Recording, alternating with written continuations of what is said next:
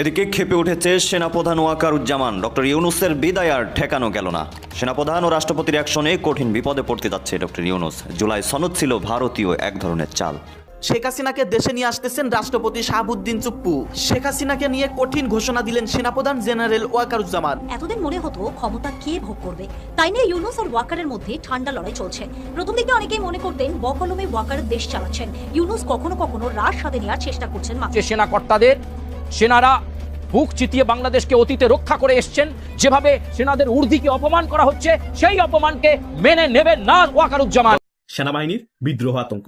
সেনাবাহিনীর প্রধান ওয়াকারুজ্জামান তিনি নিজেই টেনশনে আছেন কখন সেনাবাহিনীর এক পক্ষ বিদ্রোহ করে বসে।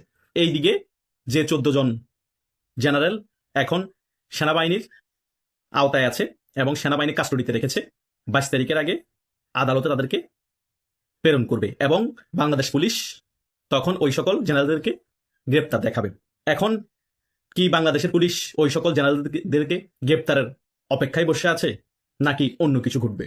রায়ের বাজার এবং জুরাইন কবরস্থানে অজ্ঞাত 120টি দেহ সমাহিত করা হয়েছে, কিন্তু সরকার বলছে অনেক নামের পুনরাবৃত্তি, অনেক মৃতদের পরিচয় মিলছেই না। এমন পরিস্থিতিতে জাতিসংঘের 500 অতিরিক্ত নিহতের হিসেব আসলে কোথা থেকে এলো? ক্যান্টনমেন্টে চলছে সেনাবাহিনীর বিদ্রোহ আতঙ্ক।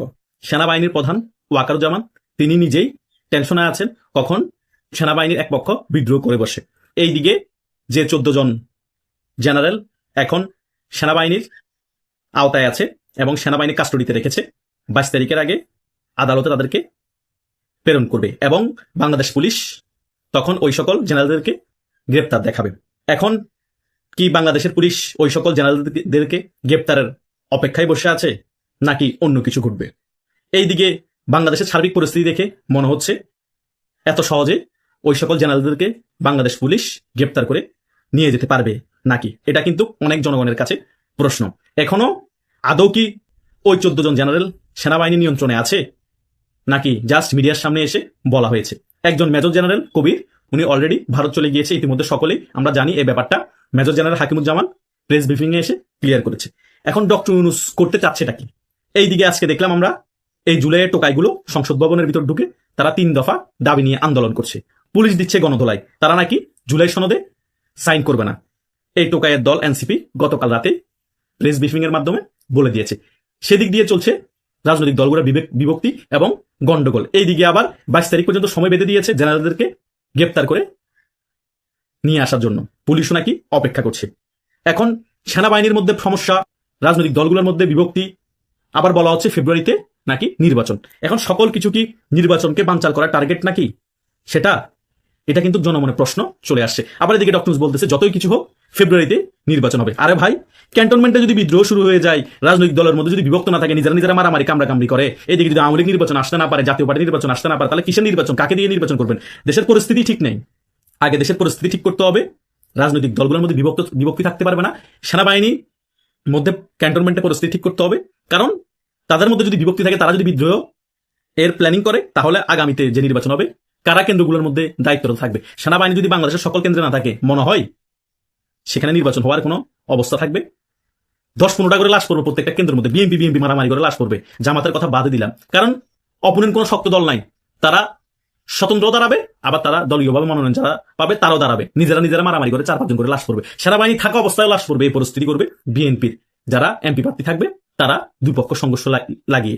এটাই হচ্ছে রিয়ালিটি।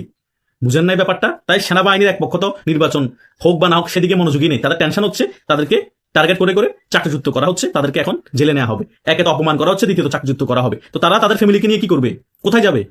সো তারা এমনি মরা অমনিতে মরা, তাদের দেওয়ালে পিঠ ঠেকে গিয়েছে। তারা শেষ যেটা স্টেপ সেটাই করবে।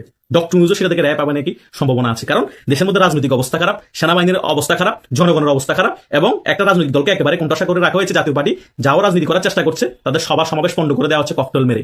মানে দেশের মধ্যে একটা অঘোষিত গৃহযুদ্ধ লাগিয়ে রাখা হয়েছে। আবার এদিক দিয়ে নাকি পুলিশ অপেক্ষা করছে সেনাবাহিনীর 14 জেনারেলকে গ্রেপ্তার করার জন্য। মস্কারি। আমার ভয় হচ্ছে পুলিশ যদি ওখানে গ্রেপ্তার করতে যায় ক্যান্টনমেন্টে, পুলিশের প্যান্টেন খুলে তেল লাগিয়ে বাটাম চালান করে দেয় নাকি সেনাবাহিনীর একটা পক্ষ। এত সোজা?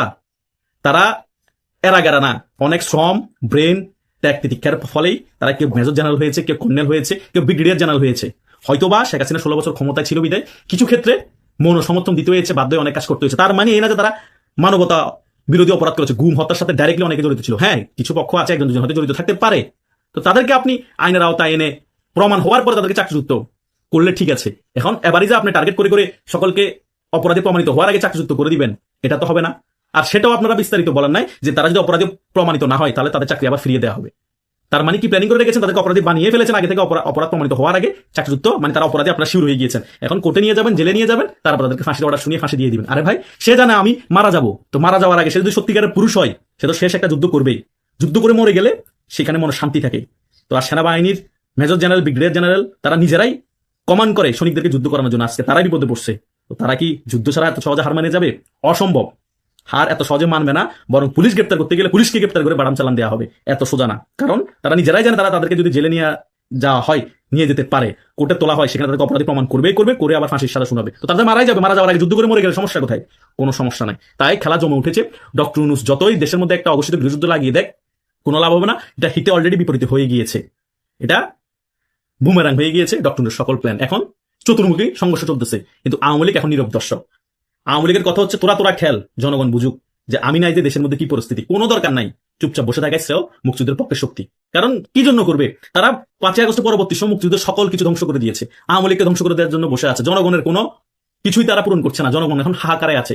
জনগণই নিজেরাই রাজপথে নেমে এদেরকে প্রতিহত করবে, আওয়ামী লীগের কর্মীরা লাগবে না। সে কারণে আওয়ামী লীগ চুপ হয়ে আছে যে আপনারা 5ই আগস্ট ভুল করেছেন, এখন আপনারা আবার রাজপথে নেমে সেই ভুলের মাসুল দেন। তাহলে বুঝতে পারো আপনার প্রকৃত মানুষ সত্যিকারের আপনারা বাংলাদেশের জন্য ভালো চান। কথা বুঝেন নাই ব্যাপারটা? এটাই হচ্ছে রিয়ালিটি। জনগণ সেই রিয়ালিটি এখন মেনে নিয়েছে। কিছুদিনের মধ্যে জনগণ বিস্ফোরিত হয়ে ফুসে উঠবে এবং রাজপথে নামবে। কেউ রক্ষা করতে পারবে না এই ডক্টর ইউনূস সরকারকে, কারণ তিনি আর্মিকে ধ্বংস করার পথে নেমেছেন, পুলিশ ধ্বংস করেছেন, জনগণের জীবন ব্যবস্থা ধ্বংস করে দিয়েছেন। সবাই রাজপথে নেমে এই ডক্টর ইউনূস সিন্ডিকেটকে ধ্বংস করে দিবে। এটাই হচ্ছে বাস্তবতা। আগামীতে এটাই ঘটবে। ডক্টর ইউনূস সিন্ডিকেটের এবং ডক্টর ইউনূস গঙের কেউ রক্ষা পাবে না। কারণ যে দেশ ধ্বংসকারী, যে বাংলাদেশ সেনাবাহিনী ধ্বংসকারী, বাংলাদেশের সবচেয়ে বড় রাজনৈতিক দল ধ্বংসকারী, পুলিশ ধ্বংসকারী, সে নিজে ধ্বংস করে ফেলেছে তার এই সকল কার্যকলাপের কারণে। এবং শেষ প্যারেকটা মারবে বাংলাদেশের জনগণ রাজপথে নেমে। কেউ রক্ষা করতে পারবে না এই ডক্টর ইউনূস গংদেরকে। অলরেডি সেই চিহ্নগুলা দেখানো শুরু হয়ে গিয়েছে, সেগুলো আমরা এখন দেখতে পাচ্ছি মিডিয়ার বদলতে। অনেক কিছু মিডিয়াতে দেখানো হচ্ছে না যে এই ডক্টর ইউনূস গংদের কি পরিস্থিতি এখন বাস্তবে। বাংলাদেশের রাজনীতিতে বিদেশিদের নাক গলানো নতুন নয়, কিন্তু সাম্প্রতিক বছরগুলো সেই হস্তক্ষেপ একেবারে প্রশাসনিক নির্দেশনায় নেমে এসেছে।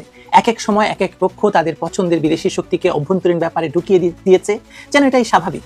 2024 সালের আন্দোলনের সময় যা ঘটেছে সেটি শুধু রাজনৈতিক নয়, এটি ছিল সরাসরি সার্বভৌমত্বের উপর হামলা। ভারত বিরোধী স্লোগান তুলে যারা তথাকথিত মুক্তির আন্দোলন চালিয়েছিল, শেষ পর্যন্ত তারা দেশ দখল করেছিল সন্ত্রাসী কায়দায়। আর সেই দখল যজ্ঞে প্রত্যক্ষ এবং পরোক্ষ মদত দিয়েছে যুক্তরাষ্ট্র, ইউরোপীয় ইউনিয়ন এবং তাদের পুরনো সহযোগী জাতিসংঘ। শেখ হাসিনা সরকার উৎখাতের পর 2024 সালের অগস্টে ডক্টর মোহাম্মদ ইউনূসের নেতৃত্বে তথাকথিত অন্তর্বর্তী সরকার বসে। তারপর থেকে মূলত পশ্চিমা রাষ্ট্রগুলোর সঙ্গে পাকিস্তান এবং জাতিসংঘ মিলে বাংলাদেশের ভবিষ্যৎ ঠিক করছে। কি করবে, কারা বাঁচবে, কারা মরবে, সবকিছু। এর সবচেয়ে ভয়াবহ রূপ দেখা গেছে সাম্প্রতিক জাতিসংঘের রিপোর্টে, যেখানে তারা দাবি করেছে জুলাই সন্ত্রাসে নিহত হয়েছে 1400 জন, অথচ সরকারের গেজেটে সেই সংখ্যা 844 জন, পুলিশ রেকর্ড বলছে 960 জন। প্রশ্নটা এখন তাহলে খুবই স্পষ্ট, বাকি 500 জন কে? বাকি 500 জন কোথায় গেল? বাকি 500 জন কারা? এই লাশ জাতিসংঘ কোথায় লুকালো? Where are the missing 500? এই শিরোনামে টাইমস অফ বাংলাদেশের রিপোর্টটি এই প্রশ্নটাই তুলেছে। সেখানে দেখা যাচ্ছে নিহতের হিসেব এক এক প্রতিষ্ঠানে এক এক রকম।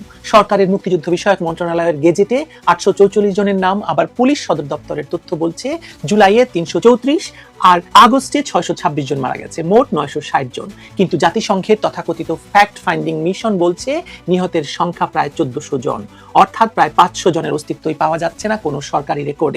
কারণ এই রেকর্ড কি তাহলে জাতিসংঘের ঢাকা অফিসে বসে কোনো একজন দক্ষিণ এশীয় কর্মকর্তার বাসায় বসে তৈরি করা হয়েছে? কেউ তৈরি করে দিয়েছেন? সে প্রশ্ন উঠছে। এখানেই শুরু হয়েছে মিথ্যাচারের রাজনীতি। জাতিসংঘ বলছে তাদের রিপোর্ট এসেছে গবেষণা এবং সাক্ষাৎকারের ভিত্তিতে, যেখানে ভুক্তভোগী, প্রত্যক্ষদর্শী এবং অন্তর্বর্তী সরকারের 3 কর্মকর্তা তাদের তথ্য দিয়েছেন, অথচ এই তথাকথিত সাক্ষ্যগুলোর যাচাই বাছাই নিয়ে কোনো প্রমাণ নেই। রিপোর্টে উল্লেখ আছে যে 8 জন নিরাপত্তা কর্মকর্তা নাম প্রকাশ না করার শর্তে তথ্য দিয়েছেন। তাহলে প্রশ্ন হলো, গোপনীয় সাক্ষ্য, অনির্ভরযোগ্য উৎস এবং পক্ষপাত দুষ্ট মানবাধিকার সংস্থার বাংলাদেশে যেটি আছে এখন তথ্য মিলিয়ে তৈরি করা রিপোর্ট কতটা নিরপেক্ষ? আসলে জাতিসংঘের এই রিপোর্টের উদ্দেশ্যই ছিল রাজনৈতিক। এটি তথ্যভিত্তিক নয়, এটি ফরমায়েশি রিপোর্ট, যার মাধ্যমে ক্ষমতাচ্যুত সরকার প্রধান শেখ হাসিনা এবং তার সহযোগীদের বিরুদ্ধে মানবতা বিরোধী অপরাধ সাজানোর প্রস্তুতি নেওয়া হচ্ছে। আদালতে তো ইতিমধ্যে তাজুল ইসলাম নামের এই কৌশলী 1400 বার ফাঁসির আবেদন করেছেন শুধু জাতিসংঘের এই সংখ্যার উপর ভিত্তি করে শেখ হাসিনার জন্য। হাস্যকর কিন্তু ভয়ঙ্কর বটে। রিপোর্টের ভেতরেও যে ফাঁকফোকর রয়েছে তা লুকোনো যায়নি। উদাহরণ দিতে পারি, উদাহরণ হচ্ছে ঢাকার হাসপাতালগুলোতে 264টি লাশ এসেছে, যার মধ্যে 91টি সরাসরি আত্মীয়দের হাতে তুলে দেওয়া হয়েছে বিনা পোস্টমর্টেমে। রায়ের বাজার এবং জুরাইন কবরস্থানে অজ্ঞাত 120টি দেহ সমাহিত করা হয়েছে, কিন্তু সরকার বলছে অনেক নামের পুনরাবৃত্তি, অনেক মৃতদের পরিচয় মিলছেই না। এমন পরিস্থিতিতে জাতিসংঘের 500 অতিরিক্ত নিহতের হিসেব আসলে কোথা থেকে এলো? এই প্রশ্নের উত্তর জাতিসংঘ দিচ্ছে না, জাতিসংঘ দেবে না। টাইমস অফ বাংলাদেশ পত্রিকা জাতিসংঘের ঢাকার রেসিডেন্ট কোঅর্ডিনেটর গুইন লুইসের সঙ্গে যোগাযোগ করেছিল, কিন্তু কোনো উত্তর মেলেনি। একমাত্র ব্যাখ্যা, তারা নিজেরাই জানে তাদের তথ্য কতটা দুর্বল, অথবা আরো খারাপ, তারা জানে কিন্তু রাজনৈতিক কারণে সেই ভুল তথ্য সংশোধন করছে না। জাতিসংঘ শেখ হাসিনার ফাঁসি চাইছে তাহলে? এখন একটু ভাবুন তাহলে, এই সার্বভৌম দেশের অভ্যন্তরীণ সহিংসতা নিয়ে বিদেশি সংস্থা এমন রিপোর্ট প্রকাশ করে যেটি সরাসরি আদালতের রায় এবং মানুষের প্রাণ নিয়ে খেলা করে। এটা শুধু অন্যায় নয়, অন্যায্য নয়, বিপজ্জনক। কারণ এর মাধ্যমে আন্তর্জাতিক সংস্থাগুলো রাজনীতির খেলায় নেমেছে। একটি পক্ষের হাতে বৈধতা তুলে দিতে তারা অন্য পক্ষকে দোষী বানাচ্ছে, আর এইভাবেই আন্তর্জাতিক অপরাধ ট্রাইব্যুনালকে প্রভাবিত করা হচ্ছে যেন শেখ হাসিনা এবং তার সরকারি কর্মকর্তাদের মৃত্যুদণ্ড তথা ফাঁসি নিশ্চিত হয়। যদি জাতিসংঘ সত্যি নিরপেক্ষ হতো, তারা প্রথমেই জবাব দিত এই 500 জনের লাশ কোথায়, কোথায় সেই কবর, কোথায় পরিবার, কোথায় মামলা। বাস্তবতা হচ্ছে সেই 500 জন আদৌ ছিল কিনা তার কোনো প্রমাণ নেই, কিন্তু সংখ্যাটা দরকার ছিল রাজনৈতিক প্রতিশোধের জন্য, আন্তর্জাতিক প্রচারণার জন্য, আর একটি নতুন সরকারের বৈধতা জোগাতে, ইউনূস সরকারের বৈধতা জোগাতে। জাতিসংঘ হয়তো ভাবে তাদের রিপোর্ট দিয়ে ইতিহাস লেখা যায়, কিন্তু ইতিহাস একসময় নিজের সত্য বলে দেয়। এই মিথ্যা সংখ্যা, এই ফাঁসির তৃষ্ণা আর এই বিদেশি নির্দেশনার রাজনীতি সব মিলিয়ে তারা শুধু বাংলাদেশের নয়, নিজেদের বিশ্বাসযোগ্যতাকেও ধ্বংস করছে। কিভাবে একটা সংস্থা যে ন্যায়ের কথা বলে, সেই আবার অন্যের হয়ে ফাঁসির ফরমায়েশি রায় দেয় বা তথ্য দেয় বা রিপোর্ট দেয়। মান্যবর জাতিসংঘ, এই 500 জনের ব্যাপারে আপনি কি বলবেন? উত্তর যদি না থাকে তাহলে স্বীকার করুন এই রিপোর্ট মিথ্যা, আর যদি উত্তর থাকে তাহলে সেই লাশগুলো দেখান। কারণ মিথ্যার উপর দাঁড়িয়ে কোনো ন্যায় প্রতিষ্ঠা হয় না, কোনো দেশের ভবিষ্যৎ গড়ে তোলা যায় না। বাংলাদেশের ভবিষ্যৎ আপনারা নষ্ট করে দিচ্ছেন। জাতিসংঘ রিপোর্টের সবচেয়ে বড় ভুলটি এখানে ধরালেও এই রিপোর্টটি নিয়ে বিস্তারিত কথা বলা দরকার।